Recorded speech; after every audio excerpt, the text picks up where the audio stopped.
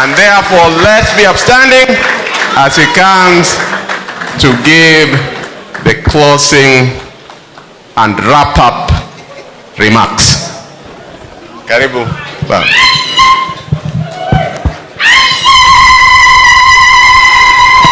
Hiya. You may be seated.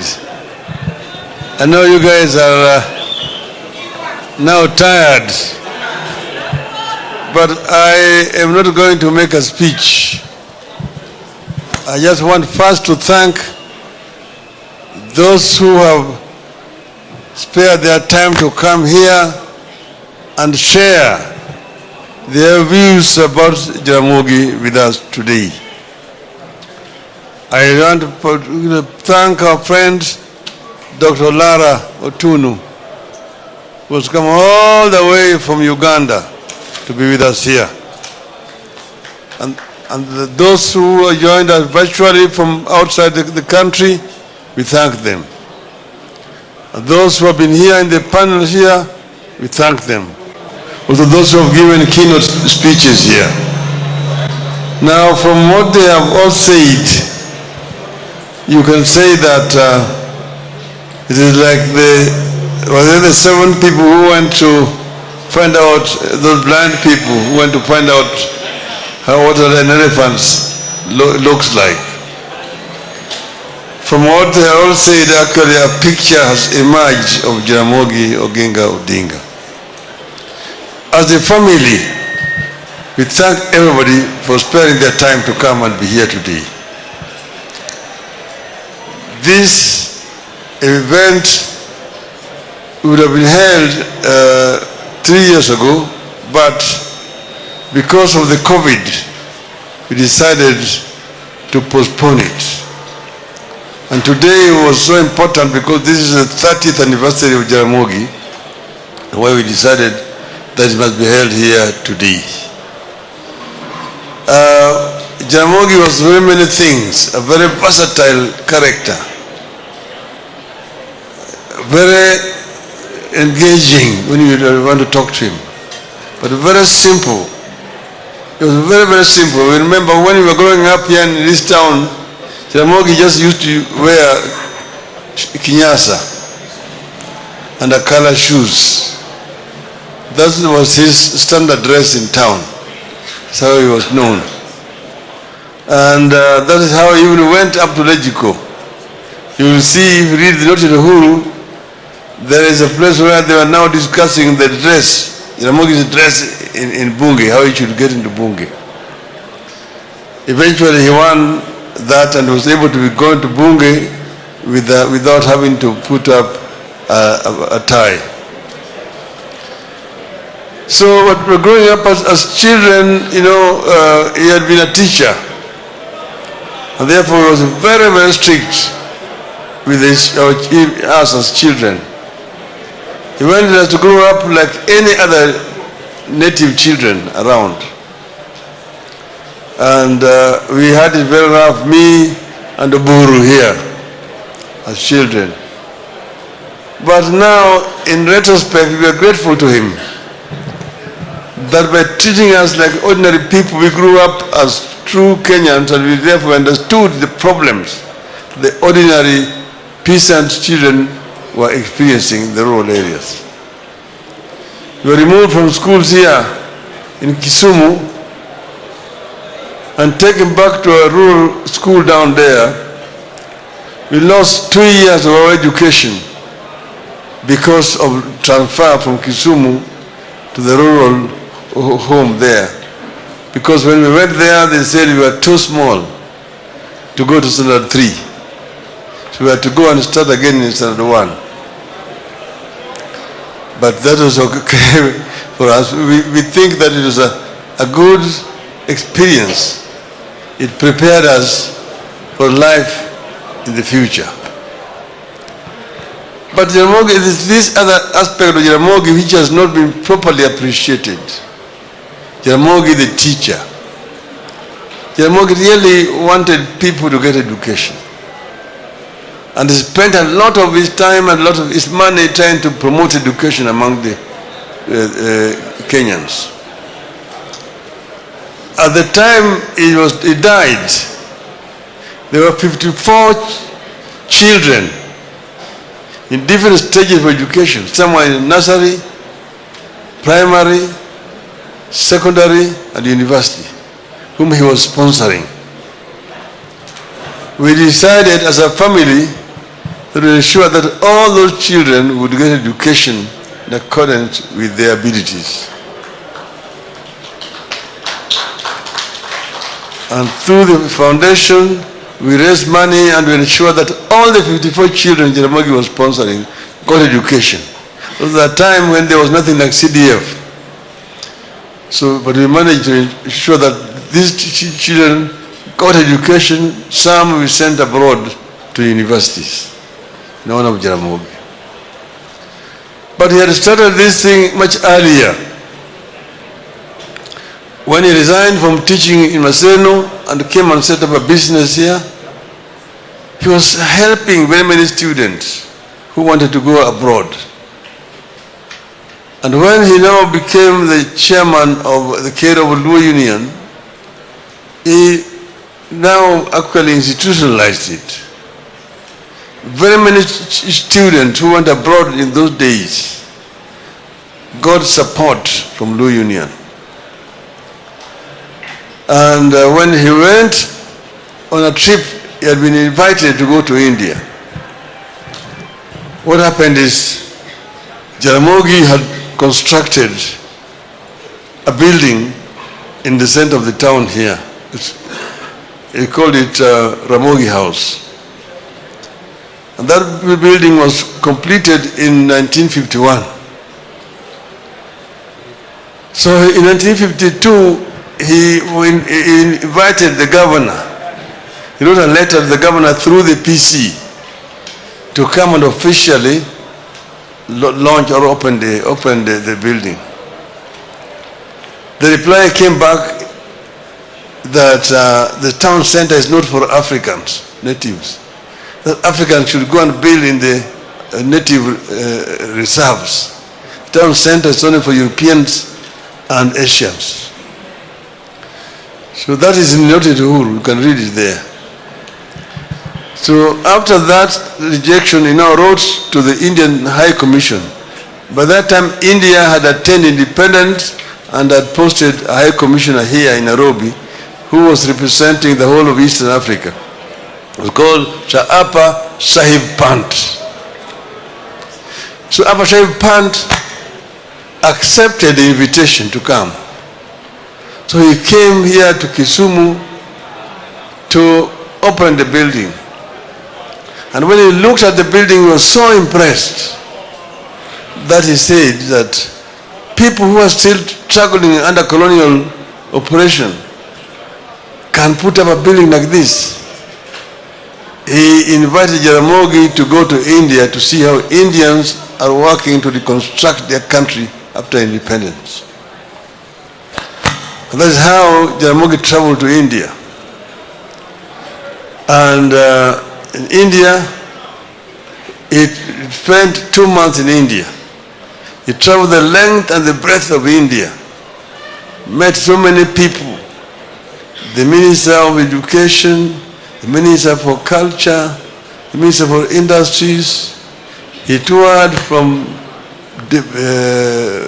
Bombay to Delhi, to Bangalore, to Chennai, to Calcutta, to Srinagar, all part of India. Some by train, by road, by air.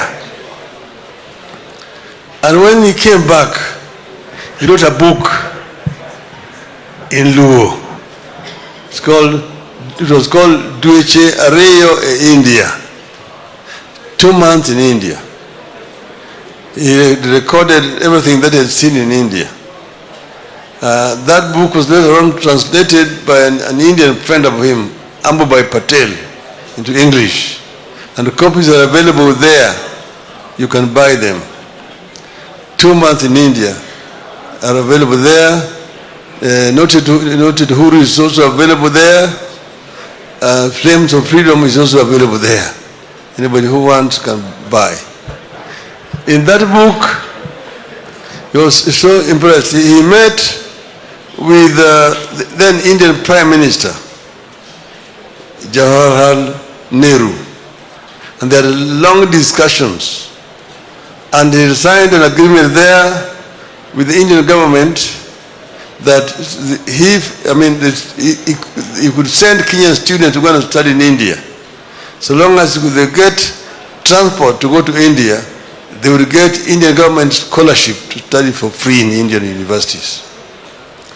So Jaramogi then came here and recruited Kenyans to go and study in India. He opened an office in that building called Jivan Bharat building, where the Indian High Commission was, and put a Kenyan who had come from India at that time called Olwande Kodul as the secretary. To that scholarship program, many Kenyans went to study in India from 1953, 4, 5, 6, all that. People like from here, I can give you some names. Odongo Mambo, Omolo Kero, Tomo Kelo Dongo, Odero Joey, Akoko Mboya, Mauro Keyo, and up there, Joe Karanja, who became the first High Commissioner in London, Vice Chancellor of University of Nairobi, and Vice President. Henry Waridi, the first Member of Parliament for Mukurweini. Kalembe Ndile was an MP for somewhere in Ukambani. Omoto Kibwezi. Omoto Masahalia was Masahalia. We used to live together with him. Here he was working at Lutheran near here company. Emotianally. All those were students who Jaramogi sent to study in India. This is long before airlift. So the Indian package was much earlier than the airlift. And the airlift only had about 300 people. But then after that, Jaramogi traveled to the Eastern European countries. First, Jaramogi had gone on to attend a conference in Tokyo, Japan, a World Peace Conference. When he was at that conference in Tokyo, he met with the Chinese delegation. The Chinese delegation invited him to go and visit China, and he accepted. That is how Jaramogi went to the East. When he went to China, they went first to Shanghai. From Shanghai, they went to Peking, those days, now Beijing. And he met with Mao Zedong and Xu Enlai. And they had discussions, and they arranged for him to go to other parts of China to go and see how China were working to develop their country, Chinese. He went to several provinces of China. From there, they arranged for him to go to Moscow. But that time, the Chinese and the Russians had not disagreed. So they're the ones who made arrangement for him to go and meet with Nikita Khrushchev, then the president of the Soviet Union in Moscow. So he went from Peking to Moscow and had discussions with the leadership of Soviet Union. First, in Beijing, they agreed to support the liberation movement in Kenya. In Moscow also, they agreed to support the liberation movement in Kenya. From Moscow, he flew to London. At Heathrow Airport, the immigration saw the stamp of Peking. They did not mind about Moscow, but Peking, the Red China. So he went to China Yes. He was holding a British passport. At that time, everybody was a British subject. And the British citizens were not supposed to go to Red China. So the guy just did not say anything, but noted and I think reported to the immigration. He went into the town. But from there, when he came back to Nairobi and landed at Jomo Kenyatta Airport now, then Embakasi Airport, the passport was impounded. They took away the passport. They did not give any reasons. So there was a headline, Jaramogi's passport impounded. So the matter was raised in the Legico, and there was a long debate over it. The majority of members of parliament at that time were white, and they were saying how Jaramogi was playing about with fire. One was called Group Captain Briggs, one was Sir Michael Blandel, and one was called N.S. Vasi. And all of them were condemning Jaramogi and saying that Jaramogi was playing with what he did not understand. He who rode on the back of the tiger ended inside the stomach of the tiger. So one said, Mr. Odinga should know that men much more intelligent than him have tried and have failed, and he will fail. So when Jaramogi rose to respond, he told the gentlemen who were talking that, look, even me, before I went to China, I was as ignorant as you people about China. But what I saw in China was an eye-opener to me. China is the country with the biggest population in the world. At that time, 540 million people. But in China, I did not see any people walking naked. Everyone was clothed. In China, I did not see people who are unemployed. Everybody was employed. In China, I did not see people hungry. Everybody was eating. China was able to feed 540 million people. We have no beggars in China. So if that is what's communism, then communism is food. It's like food. That's what Jaramogi said. You can see it in the Hansard. Tomorrow, headline East African Standards. Communism, my food, says Odinga. How Jaramogi had the tag of being a communist. Jaramogi never studied Marxism-Leninism at all. He did not. But when Jaramogi was just being realistic at that time. Now what indeed he negotiated scholarships with those countries for Kenyans. At that time, it was not easy to get a passport if you are going to study in those countries.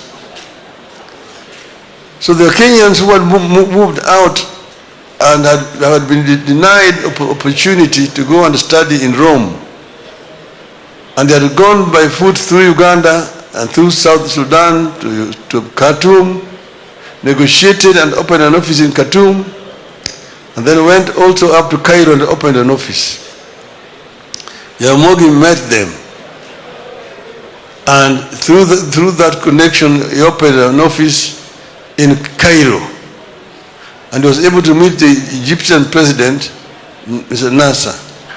But I wanted to tell you that when his passport was impounded here, he got a passport, international passport from Kwame Nkrumah, president of Ghana. Another one from Gamal Abdel Nasser, president of Egypt. He had 2 international passports.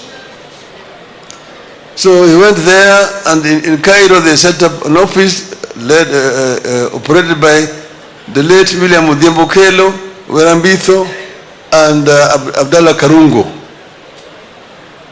And then they opened up another office in London, operated by Otigo Thiel. In London, Nkrumah bought a building called Africa Unity House, which building he dedicated to the liberation struggle on Africa. And all Africans who had a problem in London could go and stay in that building. And he asked Jaramogi to give him somebody to manage that building. Jaramogi gave him a Kenyan who had been a student in London and had not come back, called Othigo Thieno. Became the manager of Africa Unity House. So now the Cairo office was the one that was liaising with all these countries: Hungary, Czechoslovakia, Poland, Romania, the Soviet Union, Yugoslavia, and China and so on, about scholarships. So Kenyans only needed to get to Cairo. From Cairo, you would now be able to travel to get a scholarship to study for free in all those countries. Through that program, there were 5,000 Kenyans managed to study in the university.